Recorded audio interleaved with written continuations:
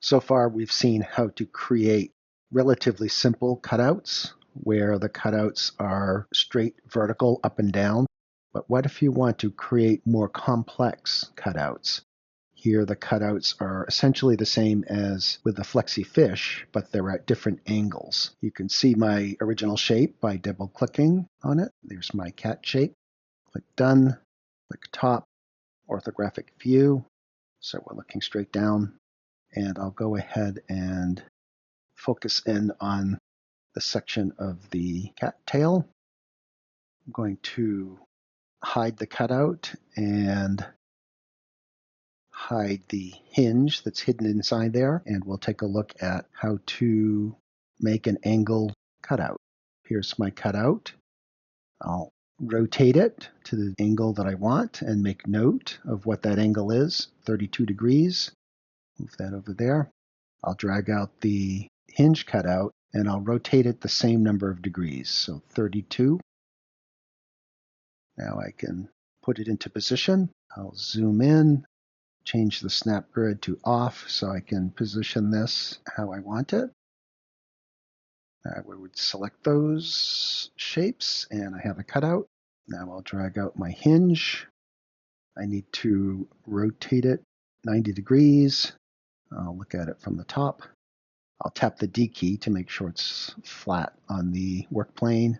Now I'll move the hinge over, and again, I'll rotate it 32 degrees to match the cutouts. Position it so that the edge of the pin is parallel, matched up with the right side of the cutout area, and making sure that the pin is centered all the way around the hinge cutout. Now I can join those two shapes, and that's it. So just repeat that process for the rest of your figure, and you'll be good to go. What about a shape like this? This appears to be very complex, and it is, but it actually was very simple to make.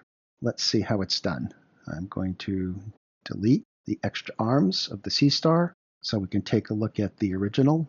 I'll focus in, tap the F key to focus. I'm going to ungroup everything, and I'll get rid of those section cutouts, and I'll get rid of the hinge cutouts, and I'm going to hide this so that I can get rid of all these hinges.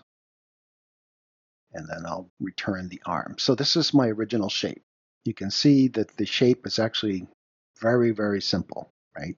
So I'll click Done, Top View, Orthographic View, and then it's just a matter of adding your cutouts and grouping them.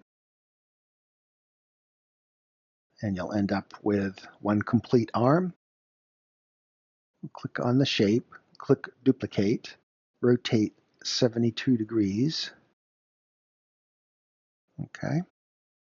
Now I'm going to move it into place. Tap F to focus. Position this so that those are adjoining but not interfering with that first joint. Okay, that looks about right. Maybe I can get it a little better. Just want to make sure, see that there's nothing poking out into that joint there. Okay, that looks pretty good. Look at it from the top. Now that duplicate arm is still selected, so I'm going to click Duplicate and Repeat. 3, 4, 5. And I now have my sea star. You can select all of these shapes, group them, export, slice, and print. And here are the printed results for the Flexi Fish, the Flexi Cat, and the Flexi Sea Star. What interesting Flexi animals can you design?